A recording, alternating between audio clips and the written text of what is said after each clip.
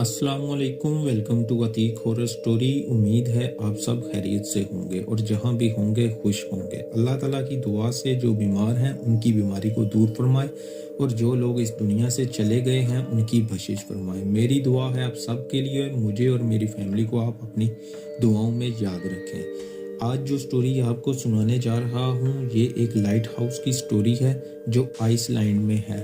आज तक इस लाइट हाउस में 472 लोग नौकरी के लिए गए थे जो सब के सब मारे गए और सिर्फ 3 बांग्लादेश के आदमी बचकर वापस आए। कहा जाता है इस लाइट हाउस में नौकरी करने वाले को 32 करोड़ रुपए एक महीने के दिए जाते हैं। आखिर क्यों, क्या वजह है इस लाइट हाउस की जो इतनी जानें चली गईं और अब आइसलैंड पूरी दुनिया के लोगों को इनवाइट कर रहा है इस लाइट हाउस में नौकरी के लिए। लिहाजा इंतज़ार किए बगैर स्टोरी को शुरू करने से पहले मेरे इस चैनल को सब्सक्राइब कर दें ताकि मेरी तमाम आने वाली स्टोरीज आप तक पहुंचती रहें।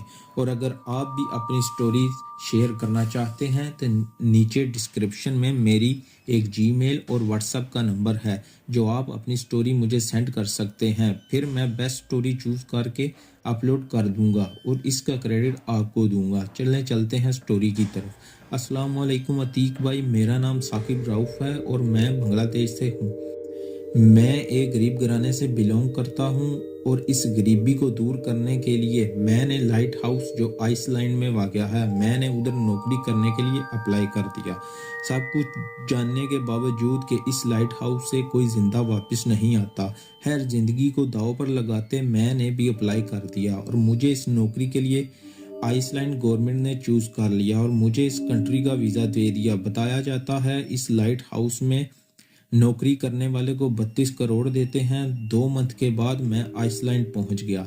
आइसलैंड गवर्नमेंट ने मुझसे एक कॉन्ट्रैक्ट पर दस्तखत करवाए जिस पर साफ साफ लिखा था अगर तुम्हारे साथ इन 3 महीनों में कुछ हो जाता है तो इसके जिम्मेदार आइसलैंड गवर्नमेंट नहीं होगी, इसके जिम्मेदार तुम खुद होगे। अतीक भाई, दिल को थामते हुए मैंने दस्तखत तो कर दिए पर दिल ही दिल में सोचने लग पड़ा न जाने इस लाइट हाउस में ऐसा क्या होने जा रहा है।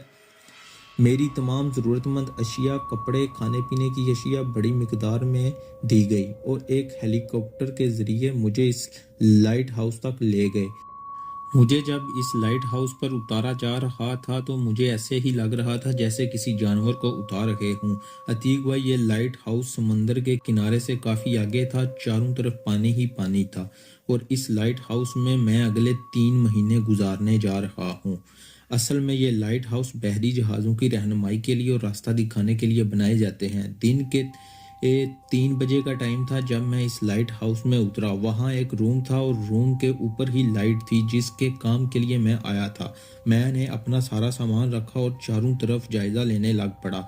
दिन में ये इंतहाई खूबसूरत लग रहा था। जायज़ा लेने के बाद मैंने खाना बनाया और थोड़ी देर आराम किया। शाम होने को आई थी और मेरी आंख खुली तो मैं इस रूम के ऊपर चला गया और इस लाइट को देखने लगा, सोचने लगा इस लाइट हाउस की हकीकत के बारे में। सोचते सोचते नीचे आया। जैसे रूम में इंटर हुआ तो क्या देखता हूँ एक कोने में एक काला साया जो मेरी तरफ ही देख रहा था। मैंने जैसे ही इसकी तरफ देखा तो खौफ से ही मेरी आंखें बंद हो गई। क्या बताऊँ इस वक्त मेरी कैफियत क्या थी। मेरे दिमाग में इस टाइम जो कुरानी अल्फाज आ रहे थे मैं पढ़ना स्टार्ट हो गया। थोड़ी देर के बाद जब आंखें खुली तो वो चीज़ गायब हो गई, लेकिन मेरी टांगें इस वक्त भी कांप रही थीं। है डरते डरते मैं अपने बिस्तर पर चला गया और लेट गया। नींद कहाँ आनी थी, लेकिन मैंने अपनी आंखें बंद की और सो गया। अगला दिन सारा अच्छा गुजरा और जब रात शुरू हुई तो मैं बैठा हुआ था तो ऐन खिड़की के पास फिर वो साया नमूदार होने लगा जो मेरी तरफ गुस्से से देख रहा था। इसका हुलिया ऐसे था खौफनाक, सर से लेकर पांव तक काला साया और इसकी आंखें ऐसे जैसे अभी अभी खून के प्याले से निकली हों। मैं इतना डर गया कुछ समझ में ना आए क्या करूं। खैर, कहते हैं जिसका कोई भी ना हो उसका खुदा होता है। मैंने जल्दी से वुजू किया और मसल्ला बिछा लिया, नमाज पढ़ी तो वो चीज़ गायब हो गई। जैसे ही नमाज से फारग हुआ वो साया फिर से नमूदार हो गया और इस दफ़ा 7 आवाज़ें गूंजने लगीं। आवाज़ें ऐसी कि जैसे हज़ारों औरतों की आवाज़ें मातम कर रही हों और 7 समंदर की खौफजदा लहरों की आवाज़ें। ऐसे लगा जैसे मेरी ये आखिरी रात हो। ऐसे लग रहा था जैसे लाइट हाउस की पूरी बिल्डिंग लरज़ रही हो। खैर मैंने जल्दी से कुरान पाक खोला, मैंने तिलावत शुरू कर दी। कहते हैं अल्लाह के कलाम पाक में बहुत ताकत होती है। मैं जैसे जैसे तिलावत करता तो ये आवाज़ें कम होती जा रही थीं और खौफ कम होता जा रहा था। जैसे माहौल ठीक हुआ मैंने पानी पर कुरानी आयात पढ़ी और पानी को कमरे के चारों तरफ हिसार के तौर पर फेंकने लगा। मैंने फौरी तौर पर वायरलेस के ज़रिए टीम के साथ कांटेक्ट किया जिन्होंने मुझे यहाँ छोड़ा था कि मुझे यहाँ से ले जाएं। खैर नेक्स्ट डे की हेलीकॉप्टर आया और मुझे ले गया। कहा जाता है इस लाइट हाउस से 3 बांग्लादेश के आदमी वापस आए जिनमें से 2 अपना जहनी तवाज़ुन भी खो बैठे हैं। और आज से कुछ दिन पहले की बात है कि अज़रबैजान की एक लड़की वहां पर गई और दूसरे दिन ही इस लाइट हाउस से वो लड़की गायब हो गई।